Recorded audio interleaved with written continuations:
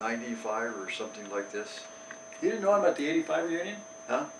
You didn't know he was at the 85 reunion? I don't know what unit, but I think that was the reunion was at Boeing Field. It was the 50th anniversary of the B-17 in 1985. No, I wasn't there. Oh, okay. No, I met him in someplace in Savannah or something like that because Harkin showed up. The first Savannah.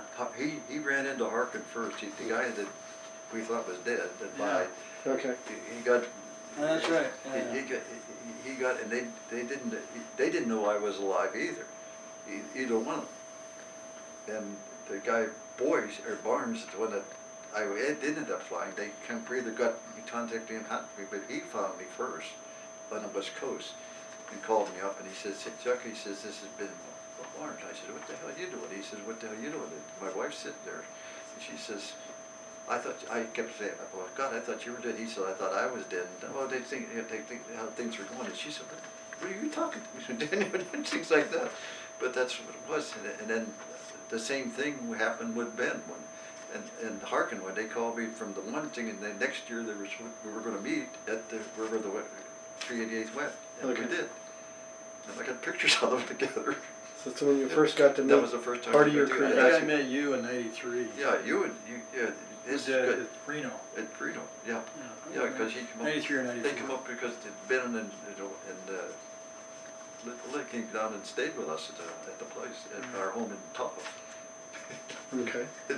And we kept, at that time, as far as we were concerned, I've tried to contact the other guys that's on that list, and they all just, by that time, are gone. You know, they're either gone, and I don't mean dead, but they, no way to get hold of them, find them. Okay. All right. Well, your list shows here you had the pilot was Harkin, co-pilot was Hadley, McNelly was the navigator, and then Weaver, a guy named Weaver was radio operator. Right. And Surridge was the top gunner, yeah, he was engineer. He was also the engineer. Yeah, and then Forrest listed as the ball turret guy. Then Crothers was the right waist, Nyland was the left waist, and then Russell was your tail gunner. Your tail gunner, yes, yeah. I ran into him one day because he was coming from Philadelphia to Pittsburgh, where I was working for U.S. Steel, and he was becoming an undertaker. His uncle was in the business, and he went to, they won him into the thing with him. Okay. So, Is that about it? I think so. Good job. Can't think of anything else. I'm telling you some stories. That's not the best thing in the world. No, but I said no. This thing never got out of hand, but it never got. The only bother I ever had with it was these guys that worked their tail off for my things. I never got to do a damn thing for them. And because you all got scattered to the wind. Recognition, it never saw them again. Hardly. Yes, sir. Yeah. Yeah. Just it's hard to. And I'm not saying what it is, but it would have been nice to tell them at least that, thank God you made it, fellas. It was you got to help me to do what we wanted to better. They thought it was easy, I guess, because they thought there was no problem. We were going back, and they didn't make it very hard. They did, huh? Well, you didn't make it look very hard. No, well, that's right. They didn't know. They didn't know what I was doing. They didn't know what I was doing. Except that they kept on asking you, because a couple of times I'd take these, what are you saying? I said, I'm just trying to get the feel of the airplane a little bit, and I would try to see how much pressure I could put on that wheel and keep it still on the target. Okay. Keep it the needle where I wanted it to do, because I knew eventually somewhere I'm going to have to do something with that damn steering wheel. Yes, sir. There was no doubt about it. And with your mathematical precision, you had to be absolutely precise. I made awful big turns coming into from the big semicircle to get into far enough south to get in, and I waited until I get around, and then that's when I started this pressure to get down to that runway, because I knew what I had to have to do. Yeah. But I had no doubt about me getting there. And what I was going to do. You have an advantage sitting in that front, I'll tell you. Front nose, because you get a really good view about where everything is to begin with, Amen. right? Every mission you've been on. As long as you could sit, what I got there and the type of things that, okay, I could have gone over there as a bombardier navigator and done nothing. But what I went through, like with the English and so forth like that, and so forth, to get things that I was interested in so I could fly in and out of the country, or even get a ride in and out on the trains or something if I got shut down. Mhm. I was going to go over the Pyrenees Mountains. Yes, That's sir. my own, because my family had a, part of them were from Germany. My dad's side was from Germany, okay? My mother was Irish, okay? Okay. This is what I tell you. And what happened was that before we got into the war, the Bund, I've heard that thing, the German Bund in Pennsylvania, I don't know how many went back to Germany. A lot of them were relatives of mine, my dad's side, okay? Okay. When the war come along, and things got, one of the things that happened was that they asked targets. Things were going back and forth to me and my mother, what thing we're going through or something. It I ended up dropping bombs on our family. Home. Okay. Okay. Okay. Area. Where, how close or anything like that, I didn't know.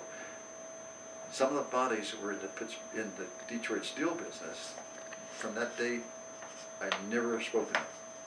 Okay. They didn't never speak to me. I never got back. I didn't know what happened to them or anything, to this day. And that's partly one of the reasons I wasn't too interested in going with U.S. Steel as a competitor in Detroit. All right. We're working for them. You know, Wow. it's a lot of things. It's amazing. But that was it. And the other side of it, and I tell you that the other side of the Ulm is that you ever hear of Hildegard, the movie actors? Hildegard? Okay. Yes, sir. You know what her last name is? Neff. Wow. I don't know exactly, she's from there, Ulm. I don't know exactly if she's one of my relatives or not, but I never got into that the feeling of it. But her last name, if you look up it, she even went for that for a while, Hildegard Neff. When she was a singer and all this stuff, never thought a thing about it, until I got in trouble with my family, relatives. And so I moved to California. That's what happened. Yeah. Just run away, go to California, where you're safe. That was it, and I never came back. Yeah. Yeah. It's funny. What do you do, right? I had to come back on some of them when I was doing these buildings and so forth like that for the company, but they were split off. We had two corporations. One was in Holland, the other one was in Milpitas. We split the world there as far as we were concerned. We knew what was going to happen in the heavy trucking business. I did. And that's why I developed all the things that for West Coast trucking we put into our plant in Michigan, and started to do with white trucks. We had small trucks, we now have big trucks and things like that, and equipment that they put on their fifth wheels that we make, coupling components, and all the ones we made for tank automotives and things like that for the military. And Heine, one of the things that I did, I took him down for a ride to Dayton, which is a military base, okay, because they were having trouble with their parachutes, okay. And these are the parachutes, they pull these things out of these big planes and drop it. They're supposed to drop it down. So what was happening, as soon as the thing would get out so far, and the second chute would come on, it would spit open. The damn vehicle, whatever was on there, would go down and crash. The planes, the aircraft, the thing would just come fluttering down. The stuff, they detached from the platform has got whatever they're trying to drop. Okay. They called Heine Gears because he was, he'd done a lot of things for different companies, and which is things like that. So he says, you got anybody that knows anything about flying? And he says, well, I got a guy on the West Coast. He says, you're going to be flying in here, bringing the company plane back. And he says, okay. So I brought it in. He says, I want you to go to Dayton. I says, what for what? He said, I'll take you. He says, I said, you will? He said, you fly. Okay. So I said, I took the company plane, yeah. And it's these overcast days, and we're on instruments, and I says, honey, I says, you see that guy over there? And he says, yeah, because this is the guy that got floated out on the raft that died. He didn't die, he had a heart attack. Okay. Then he went back and started managing Holland again. He was bank president and everything else in Holland and all that kind of stuff. And I was, like I said, I was the only guy that wasn't family that worked for him in the higher offices. So that's how we visit. And I said, you see the spot over there? You see that airplane's going down there? I said, tell me when I get over that spot. So I could do some other conversations on the radio with the guy so I could tell where the outer bear, so all this kind of stuff to get it, so window let down, and how clear it was, and what the difference was. And we had about a ceiling of about 200 feet, somewhere around 200 feet, which is getting pretty damn close to Yeah. possible. So you want to make damn sure you're going to hit that runway with us there. So I had him, he was busy as hell, which was great. And we landed on, came in and landed on the damn thing. Broke out and he was as happy as hell. He had never been in an airplane other than the ones that they, small planes, from the time he went. He just didn't like to fly in small planes with anybody, like that. He got floated out of the Philippines and so forth. He was in it. He got in a small plane that had been banged up and so forth, that crashed. And I don't know whether that's when he had a heart attack or later or what, but that's all. Yeah. But he's in one of the places, one of the books that they have that shows he was on. So anyhow, we did the thing. So we go down to this thing, and you think it got. There's a pile that must be 5 stories high or better of all kinds of vehicles, beat the hell out that they dropped. Never had a parachute on. They'd lost the parachute. And I said, what the hell happened? And he said, I'll show you. And they brought one. They put a truck on it, on a platform, pulled out the thing. It couldn't have more been straightened out. The first post pulled it out, the second one opened it up. And all of a sudden, here comes this thing. The parachutes, the 2 of them are up there just like this, and the vehicle goes down and crashes. So I looked at the damn place, and the thing is a platform is about maybe 12 foot square, 12 by 12 and so forth, that the things fit on, maybe it's a little bigger. But they got things on this thing, and what happened, the land that sits on this thing, when the parachute would land, on the other ones, when they didn't use that, it depends on which airplanes they were using, if it was big enough with only one chute brought it and stayed with it, the damn thing would tie up and keep on rolling over with the parachute. They couldn't get rid of the parachute.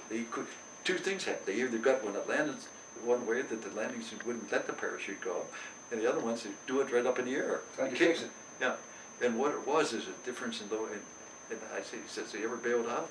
And I said, yeah, I have. Have you ever bailed out? I says, what? Bungee? You ever know bungee cords goes like this, and you got all the punches to work. All of a sudden, when you get to the end, there's no more pressure on that damn thing, because it starts coming back, and it spits open. He says, you got to be kidding me. He says, yeah. I says, well, you fix that? He says, and now we can't get it off of the damn thing down at the base. I said, that's where it is. He said, yeah. I said, I can fix the things, but I said, I'm not sure, but let me go back. And I talked to him, he says, it's okay. On the way back, he gets to the point, he says, he'll take care of a lot of things. He says, you work out what you want to do. And so on the way we get back to just where you're like in the Lake Michigan, he says, why don't we fly out along the lake? He says, I want to show you some of my fishing holes. Okay. From there, going up from, as we fly to Dayton, we went right to we're just south of where the lake turns Black Lake, or to Lake Michigan shakes, going up to Black Lake where Holland is. And we're sitting there like this, and he's in the co-pilot seat, so to speak. It's only, we're in a 182. And it's playing, and he says, and I'm sitting there, I said, you sure you got your seatbelt on? Yeah, and he said, so he's out there looking, yeah, I said, there's the one that goes fishing, and then all of a sudden he said, there's the one I want you to see like this, just like that to me, and he says, take a look, and I rolled him up like this, and he wasn't attached. He climbed up on my lap, sat the planes like this, and he's got his hand on my head and neck and things like that, and he's standing there almost on the door, thank God it was locked, and I flipped it back and he banged his head, never said another word. We got back to the airport, I rode the airplane back in, he sit in the car, we got to the office, he walked into my office, he said what I had, he gave me a set of keys, one was to the one for the hangar, the other one to the car. He says, you get both of them, but don't take me. And he says, you'll have to go back to Dayton by yourself. So I said, okay. So I went back to Dayton. And on the way back, after I talked to him a little bit and got a little more time to look and see what the figure, we took some figures of what was happening on the other ones, and figured that if we could figure out some way, well, no problem with up in the air, but the one when it hits the ground, these damn things, if they didn't release the parachute, that's where the trouble was coming. If you could keep the parachute on, you didn't have to worry about it, but you had to release it when that damn thing hit the ground somewhere at the parachutes also, they float away. So I got some other figures out of him, and that we did a lot of measuring and so forth. On the way back to, I was down there, I went on commercial, and I come back from there with a fellow I went to school with, who was with a Dayton company that makes different kinds of releases and things like that. And we sat there because we went to Chicago, and I came back, and they picked me up from Holland. They went down, we were down, somebody